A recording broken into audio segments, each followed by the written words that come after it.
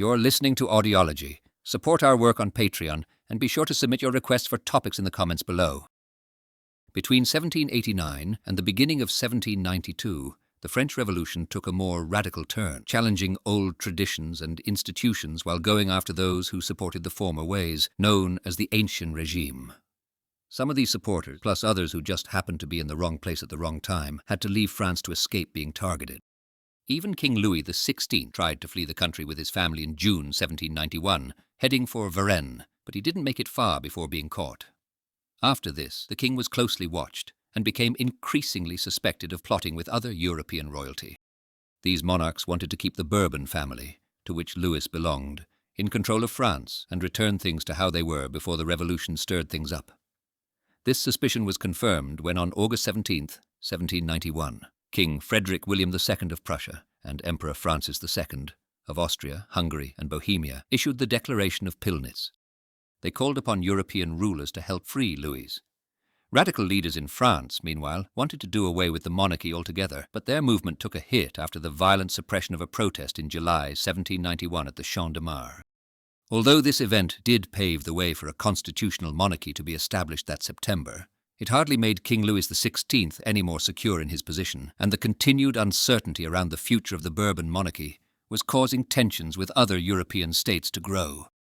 By early 1792, groups of royalist French exiles had started gathering in cities just outside France, like Koblenz, preparing to invade France and put an end to the revolution with the support of foreign monarchies. The Girondin-led Legislative Assembly, favoring war, especially against Austria, saw conflict as a way to prove the revolution's strength and to protect its key achievements. These included the Declaration of the Rights of Man and of the Citizen of 1789 and the nascent parliamentary democracy. They used the Declaration of Pillnitz as a reason to argue the importance of striking first. Many revolutionaries also saw an opportunity to spread their revolutionary ideas to other countries. Encouraged by refugees from other failed revolutions, like the Dutch Patriots and Belgian Liégeois rebels, they were keen on freeing the Low Countries. However, there was a serious concern that France could be defeated by a large coalition of foreign forces opposed to the French Revolution. This concern led some left-leaning members of the Assembly, including Robespierre, to argue against the war, fearing that France wasn't ready and that the revolution's progress could be completely undone. In the realm of diplomacy, let's talk about Major General Charles-François Dumouriez. In March 1792, he stepped into the role of Minister of Foreign Affairs, and by the middle of April, he had successfully secured a neutrality agreement with all major European powers, with the exception of Austria and Prussia, through skilled diplomatic efforts. At the same time, Dumouriez was busy laying the groundwork for a rebellion in the Austrian Netherlands. He did this by working closely with the Committee of United Belgians and Liégeois. This committee represented groups still standing from the failed Brabant Revolution and the Liège Revolution, which were anti-Austrian uprisings that occurred from August 1789 to January 1791. Moving on to strategy, on the 20th of April 1792, France officially declared war on Austria. Dumouriez had a bold plan. He aimed to take down the Austrian army within 15 days to secure a quick victory. The French northern frontier, stretching from Dunkirk to Strasbourg, was lined with 164,000 soldiers. These troops were organized into three main divisions. Lafayette led the Centre Army, with a focus on the areas from Givet to Namur and Liège. Marshal Luckner was in charge of the Rhine Army, targeting Flemish cities like Menin and Kortrijk. Finally, Marshal Rochambeau led the Northern Army, with sights set on Quievrain, Mons and Brussels. The strategy hinged on the hope that Belgian and Liégeois patriots would rise up in support of the French as soon as their troops entered the territory. This rebellion would be similar to their own fight against Habsburg, ruled 2.5 years earlier. Dumouriez confidently told his colleagues, "The moment our army sets foot in the Belgian provinces, we'll have the backing of the people there. They're eager to redeem their previous failed revolutionary attempts from 1789 to 1790. They'll rally with our forces and help us swiftly oust the scattered Austrian mercenaries from their cities or send them running. We'll be protecting Paris right from the banks of the Meuse, and for the country of Liège, the most deserving of freedom among them, our envoys will initiate a fair peace deal, steering clear of any temptation for conquest." The French military faced numerous challenges. High-ranking generals like Lafayette and Rochambeau, who leaned towards supporting the monarchy, were skeptical of the Republican government's plans and doubted the effectiveness of their strategies. The soldiers, many of whom were untrained and poorly equipped volunteers, had little trust in their upper-class officers. Additionally, Queen Marie Antoinette, originally from Austria, feared the rise of more extreme Republican sentiments could lead to her death. Consequently, with King Louis XVI's consent, she secretly sent military plans to the Austrian officials in Brussels. As tensions escalated, Prussia, along with other forces and groups of French exiles, took up arms against France. This international opposition, combined with ongoing political unrest and a shortage of supplies and funds, left the French military in disarray.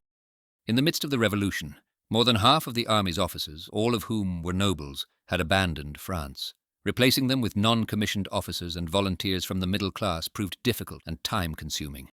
Friction also arose between the seasoned soldiers, known as whites for their uniforms, and the new blue volunteers who joined in 1791 and 1792.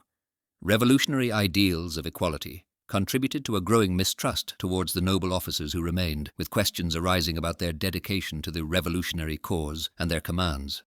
However, a notable boost to morale came with the creation of the battle hymn Chant de guerre pour l'armée du Rhin, war song for the Army of the Rhine, by Rouget de Lille in April 1792.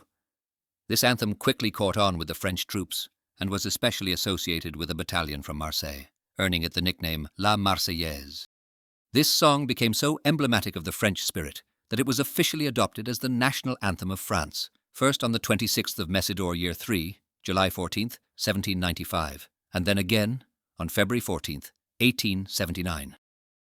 In April, despite his concerns that his troops weren't ready for battle, Rochambeau followed orders, leaving Paris on April 21st to head up the northern army around Valenciennes.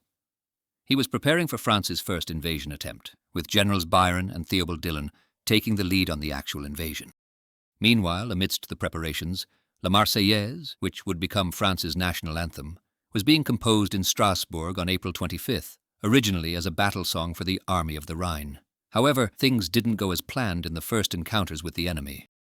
On April 29th, at the Battle of Marcaine near Tournai, French forces panicked and ran at the first sight of the Austrian troops, even going so far as to kill their own general, Theobald Dillon, accusing him of betrayal. Biron also faced a setback near Mons. Another group made an uneventful march towards Vern on April 30th, only to retreat back to Dunkirk without engaging the enemy. After both Dillon and Byron's failures, Rochambeau stepped down. On hearing about the defeats and resignations, Lafayette also pulled back from his planned assaults, leaving the Belgian Liégeois Committee feeling let down. By May, political suspicions had cast a shadow over the army's leaders, leading to a reorganization before any significant battle had occurred. Rochambeau, Lafayette, and Luckner found their forces merged under the command of Dumouriez and Kellerman. The second invasion attempt in June started with high hopes, as Luckner's 20,000-strong force initially secured Menin and Kortrijk by June 19th. Unfortunately, Austrian forces under Johann Peter Beaulieu launched a successful counterattack, halting the French advance. By June 30th, the French troops were forced to retreat back to Lille, marking the end of their second attempt to push northward. Along the Rhine River, a big alliance made up of Prussian, Austrian, Hessian forces and French exiles, led by the Duke of Brunswick, was getting ready to invade France. They were supported by two smaller armies, all under the command of Prussia's King Frederick William II. Meanwhile, down in the southern Netherlands, the plan was for Austrian forces to lay siege to Lille. And further south, the forces from Piedmont were also getting ready for action. Seeing these enemy coalitions forming at its borders, the French Assembly declared a nation in danger and called up 100,000 National Guard troops to beef up Paris's defences. Despite the king's objection, his veto was overlooked. The first big move was the release of the Brunswick Manifesto on July 25th. This was a declaration that, quite frankly, was pretty offensive to the French. It sparked a sense of unity that would later be seen in the armed nation phase of 1793 to 1794 and played a key role in sealing the fate of King Louis. Interestingly, the Duke of Brunswick, who didn't really agree with this approach and actually had some sympathy towards the constitutional elements of the French Revolution, was the one whose signature was on it. He reassured that civilians would be safe from harm or looting unless they attacked the royal family, warning of severe repercussions against Paris if the royal family was harmed. When this manifesto reached Paris on August 1st, it was plastered all over the city but ended up being mocked and met with a lot of anger. Rather than scaring the Parisians, it actually made them more determined to stand against any foreign invasion and increased their suspicion and anger towards the royals, whom they believed were betraying the revolution, the assembly, and the French people themselves. With the threat of an invasion by allied European monarchies looming, radical revolutionaries in Paris reached a boiling point. They feared that the king's allies would soon overthrow the revolution, possibly restoring the king's full powers. In response, on the night between the 9th and 10th of August, a group of passionate revolutionaries formed the insurrectional Paris Commune at the Hôtel de Ville. This movement was led by notable figures Georges Danton, Camille Desmoulins, and Jacques Hébert, who were all aligned with the radical Jacobins, the working-class sans-culottes, and a patriotic regiment from Marseille. As tensions escalated, a complex series of events unfolded, which led to King Louis being cut off within his Tuileries palace. He gradually stopped defending the palace, and under the advice of Roederer, decided to move to what he thought would be the safety of the Legislative Assembly's building. During this time, most of the National Guard switched sides to support the rebels, leading to a successful assault on the Tuileries. The attack ended with the tragic killing of many Swiss guards who remained loyal to the king. Following these events, King Louis was effectively made a prisoner by the Assembly. He was stripped of his kingship on the 13th of August, and together with the royal family was imprisoned in the Temple. Despite these dramatic actions, the revolutionaries did not immediately abolish the monarchy. They postponed deciding the country's new form of government for another 5 weeks. Amidst these internal conflicts, the revolutionaries prioritized preventing betrayal from within, fearing that internal dissent could weaken their defense against the monarchist forces at the borders. In a more relaxed style fitting the way battles were fought by the previous generation, Brunswick's army finally made its way across the French border on August 19, 1792. They quickly took over Longwy on August 23rd, and then set their sights on Verdun on August 29th, a city that seemed even less prepared for attack than Longwy had been. The situation was so bleak that Verdun's commander, Colonel Bonaparte, tragically took his own life, leading to Verdun's surrender on September 2nd. This loss sent shockwaves through Paris and other French cities, sparking a wave of panic among radical revolutionaries who feared for the capital's safety. In their fear, they lashed out in what became known as the September Massacres from September 2nd to 7th, during which hundreds of prisoners suspected of being royalist sympathizers or enemy collaborators were killed. Meanwhile, Brunswick was moving closer to Paris, but General Dumouriez had been sharpening the skills of his inexperienced troops through constant skirmishes, all while planning to invade Belgium. In a bold move, Dumouriez managed to block all 5 roads through the Argonne forest that led to Paris, right under the noses of the advancing Prussian forces. Although the Prussian General Clairfayt managed to outmaneuver Dumouriez at Grand Pré, Brunswick decided against an immediate attack, choosing instead to rest his troops at Landres from September 15th to 17th, many of whom were suffering from dysentery, likely from eating unripe apples found in the Argonne. During this critical time, War Minister Servan sent Kellermann from Metz to help Dumouriez. Kellermann brought with him 16,000 of the army's most elite soldiers. Even though Kellermann moved slowly, he arrived just in time to join Dumouriez on September 19th at Sainte-Menehould, after Dumouriez had already adjusted his forces to face northward in a strong defensive position. Brunswick, not to be deterred, left Landres on September 18th with the intention of cutting off Dumouriez from Chalons. However, the Prussian king, Frederick William II, mistakenly believing Dumouriez was retreating to Paris, ordered Brunswick to block the retreat. In a crucial moment, with Brunswick's maneuver almost complete, Kellermann boldly moved his left wing forward and positioned his forces between Sainte-Menehould and Valmy. This led to the cannonade of Valmy on September 20th, a confrontation where the discipline of the French infantry and the superiority of their artillery effectively held the Prussian forces at bay, leading Brunswick to reluctantly retreat.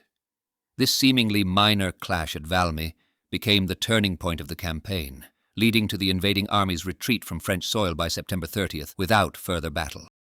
Dumouriez didn't chase the retreating armies too aggressively. Instead, he focused on negotiations and strategic moves that ensured the complete exit of enemy forces from France. Once the immediate threat was neutralized, Dumouriez turned his attention to liberating Belgium, marking a new phase in his military campaign. Let's take a closer look at some significant military campaigns that unfolded during this period, focusing on their key details and outcomes. Starting with the Flanders campaign in the north, there was a remarkable shift in momentum following the Austrian forces' unsuccessful siege of Lille by the 8th of October. This failure paved the way for Dumouriez, a prominent military leader, to restart his plans to invade the southern Netherlands. By the 20th of October, He was leading the newly established Armée de la Belgique, which was a formidable force of 40,000 troops previously engaged in the Valmy campaign. With a significant advantage in numbers, Dumouriez boldly advanced to Mons late in the season, catching the Austrians off guard. His strategic prowess led to a decisive victory at Jemappes near Mons on the 6th of November. Following this victory, Dumouriez's forces swiftly occupied territories stretching from Namur to Antwerp within just a month, and he soon set his sights on invading the Dutch Republic. Moving on to the Piedmontese front in the south, French forces made significant headway against the Piedmontese, capturing Savoy and Nice in September, and officially annexing these areas by November. Notably, Anselme, leader of the Army of the Var, initiated an invasion of the county of Nice on the 28th of September, compelling the city of Nice to surrender the very next day. By the 7th of November, this army was rebranded as the Army of Italy, marking a notable expansion of French influence in the region. Lastly, in the Rhineland campaign, there was another example of French military ingenuity and boldness. Custine led the newly formed Armée des Vosges, numbering 14,300 soldiers from Alsace into Germany starting on the 19th of September. This audacious campaign quickly bore fruit, with the capture of Speyer by the 30th of September, followed by the unopposed occupation of Worms and Philipsburg. Custine's forces achieved a remarkable feat by capturing Mainz on the 21st of October 1792, pushing further into Germany, and even seeing Frankfurt surrender on the 31st of October. These campaigns collectively mark a period of rapid territorial expansion and military success for France, demonstrating the effectiveness and ambition of its military leaders during this transformative era. Thanks for watching. Share your thoughts in the comments and subscribe for more content.